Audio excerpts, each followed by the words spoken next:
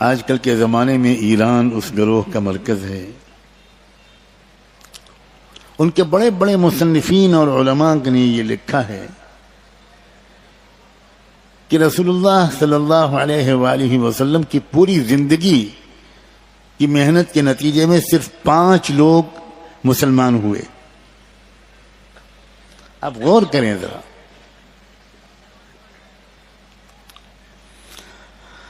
اگر کانپور کے علماء کے بارے میں کوئی یہ کہے کہ فلاں عالم صاحب کی زندگی بھر کی اصلاحی کوششوں کے نتیجے میں 5 لوگ ان کی اصلاح ہو پائی، تو شاید کوئی اس کو برداشت نہیں کر پائے گا.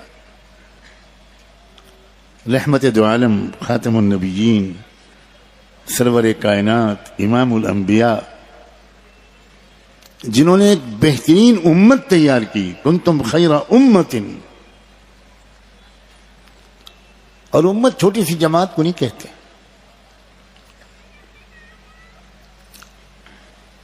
ایک ایسی بڑی جماعت جس میں ہر طبقے کی ایک معتدل تعداد ہو، نوجوان بھی ہوں، بڑے بھی ہوں، مرد بھی ہوں، عورتیں بھی ہوں، شعراء بھی ہوں، ادباء بھی ہوں، مصنفین بھی ہوں، سپاہی بھی ہوں، فوجی بھی ہوں، کسان بھی ہوں، مزدور بھی ہوں، طلباء اور طالبات بھی ہوں، حکام بھی ہوں، فوجی، جنرل اور سپاہی بھی ہوں، جج بھی ہوں.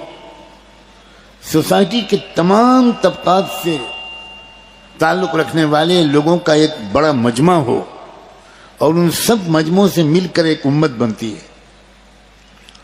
ایسا عظیم الشان انقلاب پوری انسانی تاریخ میں کبھی نہیں آیا جیسا عظیم الشان انقلاب سیدنا محمد الرسول اللہ لانے میں کامیاب ہو گئے.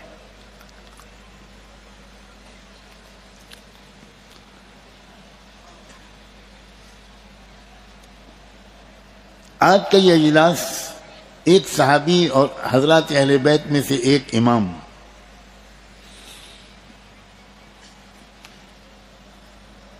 کی عظمت کو کچھ یاد دلانے اور ان کے احترام کے کچھ تقاضوں پر امت کو کھڑا کرنے کے لیے.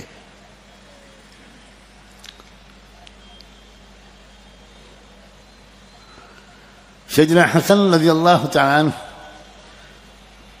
ان کے مزاج کا اندازہ ایک واقعے سے کیجئے، ان کے اخلاق کا اندازہ، ان کی سمجھداری کا اندازہ، بڑوں کے ادب کے سلسلے میں ان کے معیار کا اندازہ. دونوں بھائی سیدنا حسن اور سیدنا حسین، انہوں نے ایک بزرگ شخصیت کو جو بوڑھے تھے وضو کرتے ہوئے دیکھا اور یہ محسوس کیا کہ وضو میں تھوڑی سی غلطی ہو رہی ہے، تھوڑی سی کوئی سنت یا کوئی کمی رہ جاتی ہے.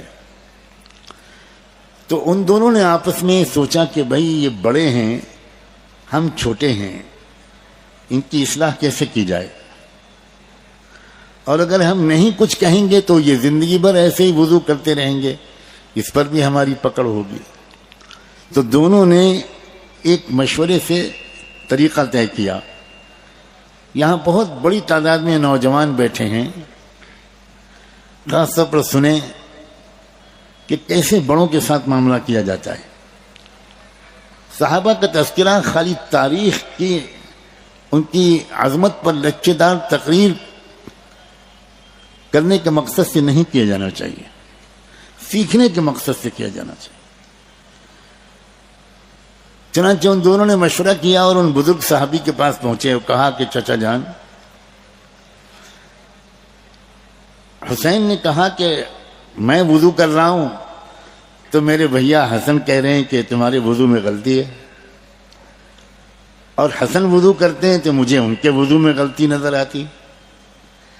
آپ بزرگ ہیں، ہم دونوں وضو کر کے آپ کو دکھاتے ہیں، آپ بتائیے ہم میں سے کس کا وضو صحیح ہے. ان دونوں نے وضو کیا اور جب ان دونوں وضو کر چکے یہ دونوں تو وہ بزرگ صحابی بولے صلی اللہ علی جدکما الخطأ منی ولیس منکما، اللہ تمہارے نانا پر درود و سلام بھیجے، میں سمجھ گیا غلطی مجھ سے ہو رہی تھی، تمہارے دونوں کے وضو میں کوئی غلطی نہیں. آج کل ہماری نوجوان ماشاءاللہ بڑے اصلاحی اور انقلابی ہیں. ہر نوجوان کسی بڑے پر تنقید کرتا ہے. ہر باپ اپنے بچے سے اپنی عزت بچا کر زندگی گزار رہا ہے. یہ گھریلو حقیقت ہے.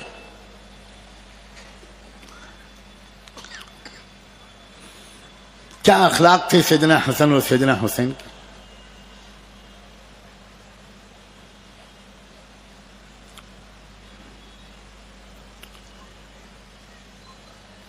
دو نواسے اور دونوں الگ الگ نمونے.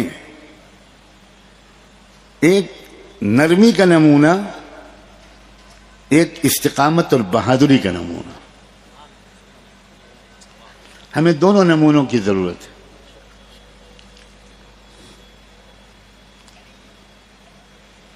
اور اللہ نے وہ دونوں نمونے اپنے محبوب کے گھر میں تیار کر کے امت کے سامنے پیش کر دیے کہ جب ضرورت ہو تو حسنی مزاج کو اپنا لینا, اور جب ضرورت ہو تو حسینی طرز عمل کو اپنا لینا.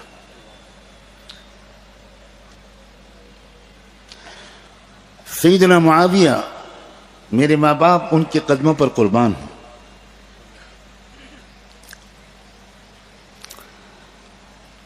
اسلام لانے کے بعد پہلے دن سے رحمت دو عالم صلی اللہ علیہ وسلم نے ان کی جو قدر کی ہے, ان کو جو قریب کیا ہے, ان پر جتنا اعتماد کیا ہے, آنکھیں کھول دیتی ہیں اس کی تفصیل. اگر میں آج کل کی زبان میں بولوں تو حضور اکرم صلی اللہ علیہ وسلم کے وہ فرسٹ سیکریٹری تھے.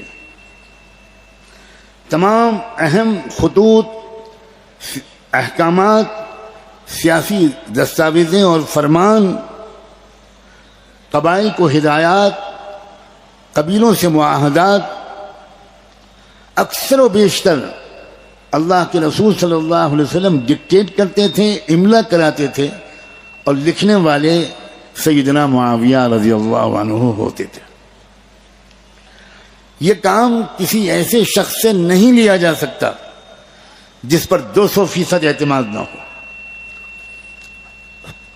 حضور کی حیثیت ایک نبی کی بھی تھی اور ایک حکمراں کی بھی تھی, اور حکمراں کو کانفیڈینشیل کرسپونڈنس بھی کرنی پڑتی ہے.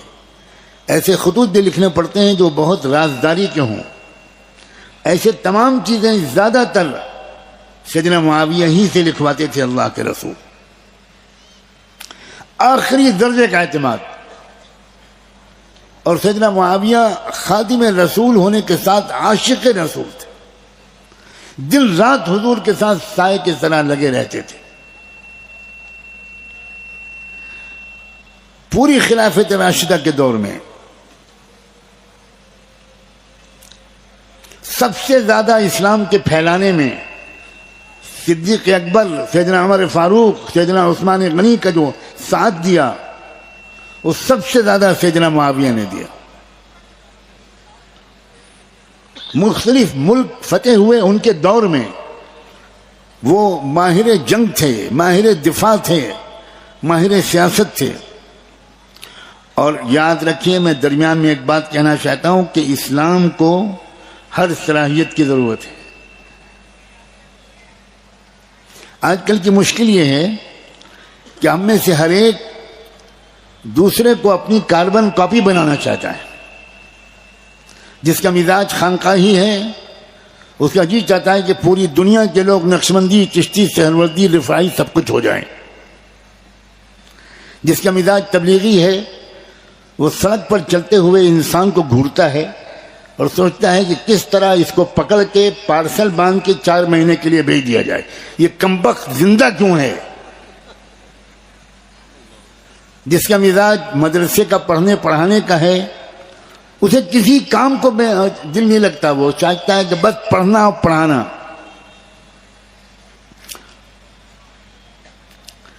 اللہ نے انسانوں کو الگ الگ مزاج دے کر بھیجا ہے. ہم کسی کو اپنی کاربن کاپی نہیں بنا سکتے. کل میسر لما خلق لہ.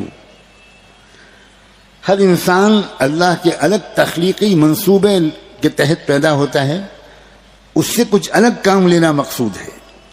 تربیت کرنے والوں کا یہ فرض ہے کہ وہ سامنے والے کو دیکھیں کہ اس کی اصل صلاحیت کیا ہے، اس کا رجحان کیا ہے، اس کا فطری ذوق کیا ہے، اور اسی راستے پر اس کو چلائیں۔ حضرت معاویہ جس خاندان سے تعلق رکھتے تھے وہ قیادت کا خاندان تھا، بہت زبردست قائدانہ صلاحیت تھی۔ تو حضور اکرم صلی اللہ علیہ وسلم نے پہلی نظر میں ان کے والد ماجد ابو سفیان کی صلاحیت کو بھی پہچان لیا تھا، اور پہلی نظر میں فرزند ارجمند حضرت معاویہ کی صلاحیت کو بھی پہچان لیا تھا۔ حضرت ابو ہریرہ کا ذوق الگ تھا، حضرت حسان بن ثابت کا میدان الگ تھا، حضرت خالد بن ولید کا میدان الگ تھا۔ حضور نے کبھی نہیں کہا حضرت خالد سے کہ ہر وقت تم لڑائی کرتے ہو، کبھی ماجد دیوبندی کی طرح کچھ شاعری بھی تو کرو، کبھی نہیں کہا۔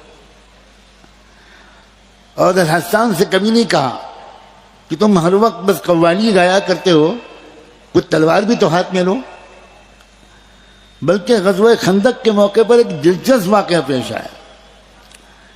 اللہ کے رسول نے مدینے کی خواتین کو قلعے میں بند کر دیا تھا کہ وہ محفوظ رہیں، ان پر کوئی آفت نہ آئے، اور باقی سارے صحابہ تو محاذ پر تھے، مورچے میں تھے۔ حضرت حسان ابن ثابت کو لگا دیا کہ یہاں تم ڈیوٹی دو، وہ میدان جنگ کے آدمی نہیں تھے۔ جنگ تو جنگ ہے۔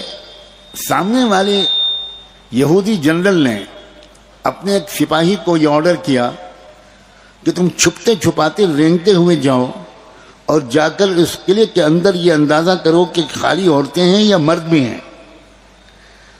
تو آپ نے کبھی دیکھا ہو ایسے ویڈیو، آج کل غزہ کی وجہ سے ایسے ویڈیو بہت عام ہو گئے ہیں کہ یہودی فوجی وہ گھاس کے اندر چھپ کر رینگتا ہوا اس قلعے کی طرف بڑھ رہا تھا۔ حضرت صفیہ رضی اللہ عنہا وہ سمجھ رہی تھی کہ حسان پر تنہا بھروسہ نہیں کرنا چاہیے، ہمیں خود بھی چوکنا رہنا چاہیے۔ انہوں نے اس یہودی کو رینگتا ہوا دیکھ لیا اور حضرت حسان سے کہا کہ جاؤ اس کا راستہ روکو، اس کا قصہ تمام کرو۔ تو حضرت حسان نے وہاں بھی شاعری کی۔ انہوں نے کہا کہ میں اگر اس کام کا ہوتا تو یہاں ہوتا، تم عورتوں کے پاس، میں نہیں کر سکتا، صاف جواب دیا۔ حضرت صفیہ نے ایک لفظ تنقید نہیں کی، وہ سمجھ گئی کہ یہ اس کام کے لیے پیدا نہیں ہوئے، کوئی حرج نہیں، میں کروں گی خود۔ اور وہ باقاعدہ انہوں نے بہت بھاری پتھر اٹھایا، قلعے کی فصیل پر چڑھی اور انتظار کیا کہ وہ رینج میں آ جائے، اور وہاں انہوں نے وہ پتھر اس طرح مارا کہ نشانہ سر پر لگا اور سر پھٹ گیا۔ سیدنا معاویہ کی الگ صلاحیتیں تھیں اور حضور نے ان کی صلاحیتوں کو زبردست طریقے سے استعمال کیا، اور پھر اسی طرح صدیق اکبر نے استعمال کیا۔ صوبے کے صوبے ان کی گورنری اور قیادت میں دے دیے۔ سیدنا عمر نے اور زیادہ اضافہ کر دیا۔ یورپ والے بار بار حملہ کر رہے تھے، جن کو رومی کہتے ہیں۔ تاریخ گواہ ہے کہ وہ یورپ کی طاقت کی کمر توڑنے والے بلا مبالغہ سیدنا معاویہ تھے۔ عجیب طریقے کی ان کی حکمت عملیاں تھیں۔ رومن امپائر کا مقابلہ کیا انہوں نے، بڑی تفصیلات ہیں اس کی۔ ان کی اپنی عمارت کے دور میں عدالت کا اتنا شاندار نظام قائم ہوا، بے حد مثالی جوڈیشل سسٹم۔ کس طرح انہوں نے مقامی اور ضلعی اور علاقائی اقلیمی عدالتیں قائم کی، اور وہ سارے لوگ مقرر کیے جن کو حضرت عمر نے اپوائنٹ کیا تھا، انہی کو دوبارہ عہدوں پر بحال کیا گیا، انہی کو گورنر بنایا گیا۔ مجھے حیرت ہوتی ہے کہ حضرت معاویہ کی مشینری اور عملے کے سارے لوگ شاید 95-99% وہی لوگ تھے جن پر حضرت عمر کو بھروسہ تھا، وہی لوگ تھے جن پر سیدنا ابوبکر کو بھروسہ تھا، وہی لوگ تھے جن پر سیدنا عثمان کو بھروسہ تھا. تو آخر ان کے اوپر کسی طرح کا الزام کیسے لگایا جا سکتا ہے؟ اگر انہوں نے کچھ نئے لوگ داخل کر دیے ہوتے اور سارے پرانوں کو ڈسمس کر دیا ہوتا تو کچھ شک شاید پیدا ہوتا. ابھی ذکر آیا سیدنا علی اور سیدنا معاویہ کی جنگ کا. کاش کے لوگ پڑھنے والے ہوتے. مسلمانوں، ایک شکایت کرنے کا مجھے حق دے دو. دنیا میں میرے مطالعے کے مطابق سب سے کم پڑھنے والی قوم مسلمان ہے.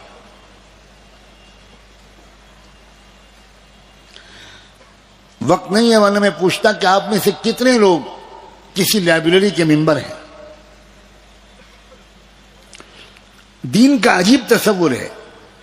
وہ امت جس کی تربیت کا آغاز پڑھنے کے حکم سے ہوا تھا، وہی امت دنیا میں سب سے کم پڑھنے والی قوم ہے. یہ سیدنا علی اور حضرت معاویہ کا جھگڑا یہ باقاعدہ یہودی سازش کے ذریعے سے ہوا تھا. پورے ثبوت ہیں اس کے، نام تک آ گئے ہیں ان سازشیوں کے. علماء نے ہزاروں صفحات پر تحقیق کر کے کتابیں لکھ دی ہیں، لیکن مسلمانوں نے قسم کھا رکھی ہے کہ ہم کو نہیں پڑھنا. یہ کتابیں علماء کس کے لیے لکھ رہے ہیں؟ علماء تو سیدھے البدایہ والنہایہ پڑھتے ہیں، تاریخ ابن کثیر پڑھتے ہیں، مقدمہ ابن خلدون اور تاریخ ابن خلدون پڑھتے ہیں. علماء کو ان اردو میں تاریخی کتابیں لکھنے کی کیا ضرورت ہے؟ لیکن جو ہمارا دیندار مجمع ہے سب سے کم پڑھنے والا وہ ہے.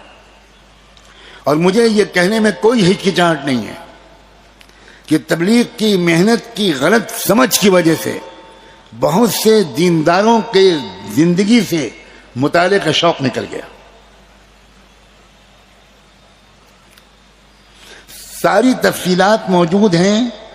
کہاں سیدنا علی اور معاویہ کو لڑانے کی سازش ہوئی، رومن امپائر کا جو شکست کھا چکی تھی اور بھاگتا پھر رہا تھا رومی بزنطی بادشاہ.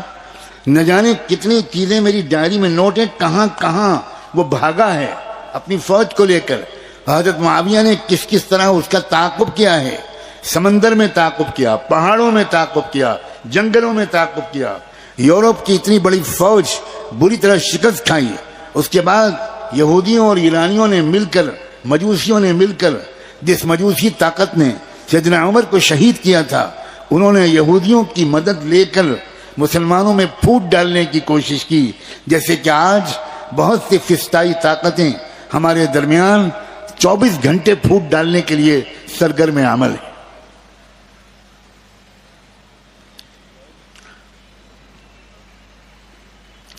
ایک بات اور غور کیجئے، کیا اہل بیت کی محبت کے لیے، کیا سیدنا علی کی محبت کے لیے، کیا سیدنا حسن اور حسین کی محبت کے لیے حضرت معاویہ سے بغض رکھنا ضروری ہے؟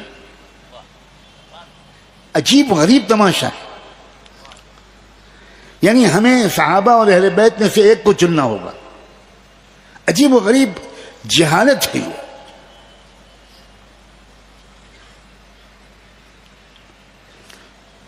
سیدنا علی کی ذاتی زندگی کی فضیلت، میں لفظ بول رہا ہوں ذاتی زندگی، بہت انڈر لائن کیا جانے والا لفظ ہے. ان کی بزرگی ہر شعبے سے بالا تر ہے. لیکن مجھے کہنے دیجیے، سیدنا علی کی عظمتوں کے سامنے سر جھکائے کر میں کہتا ہوں کہ سیاسی چیلنجز کا مقابلہ کرنے کی جو صلاحیت اللہ نے سیدنا معاویہ کو دی تھی وہ انہی کا نصیب تھا. ایک ہوتا ہے طریق ولایت، ایک ہوتا ہے طریق نبوت. طریق نبوت میں جامعیت زیادہ ہوتی ہے. طریق ولایت کے امام ساری دنیا مانتی ہے کہ سیدنا علی ہیں، لیکن امور مملکت کو سنبھالنا یہ الگ صلاحیت ہے. اور میں اس لیے یہ بات یہاں پر کہہ رہا ہوں کہ علماء کی خدمت میں احترام کے ساتھ یہ عرض کرنا چاہتا ہوں کہ اپنے نمازیوں، عام مسلمانوں کو ایک ڈنڈے سے مت ہانکیے. جس کی جو صلاحیت ہے وہ ادھر اس صلاحیت کی قدر کیجیے. ایک مرتبہ صحابہ کرام ایک فوجی مہم سے واپس آئے. ہمارے احباب فوجی مہم کا ترجمہ کرتے ہیں جماعت واپس آئی.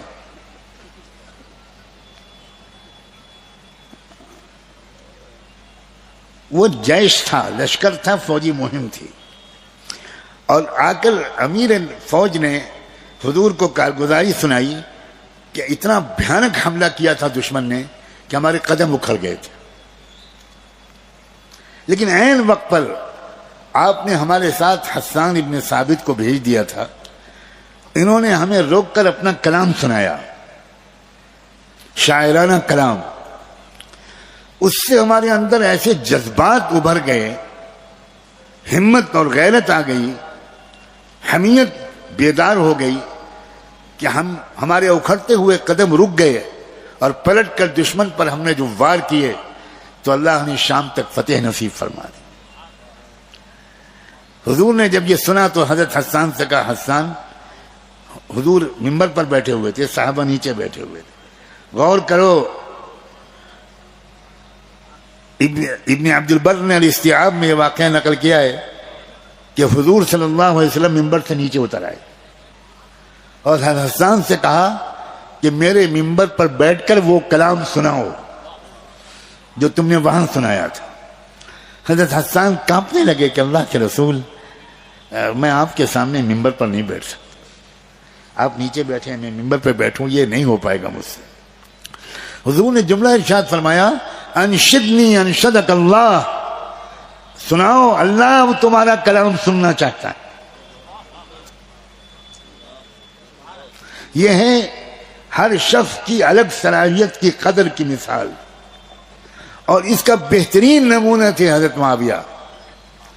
کاش کے وقت ہوتا تو ان کا جو انتظامی سسٹم تھا، کس پوسٹ پر انہوں نے کس کو اپوائنٹ کیا، اس شخص کی صلاحیت کیا تھی، کیوں اس کو چنا اور ترجیح دی، کس جگہ پر اس کو مقرر کیا. ایک بڑا اہم ارشاد ہے اللہ کے رسول کا کہ الناس معادن خیارهم فی الجاہلیت خیارهم فی الاسلام اذا فقہوا. ہر انسان ایک کان کی طرح ہوتا ہے، سونے کی اور چاندی کی اور دھاتوں کی کانیں. اس لیے جو لوگ دور جاہلیت میں بھی بہت بریلینٹ ہوتے ہیں، بہت اچھے ہوتے ہیں، وہ جب اسلام لانے کے بعد اسلام کو گہرائی سے سمجھ لیتے ہیں تو وہی لوگ مسلمانوں میں بھی سب سے افضل ہوتے ہیں.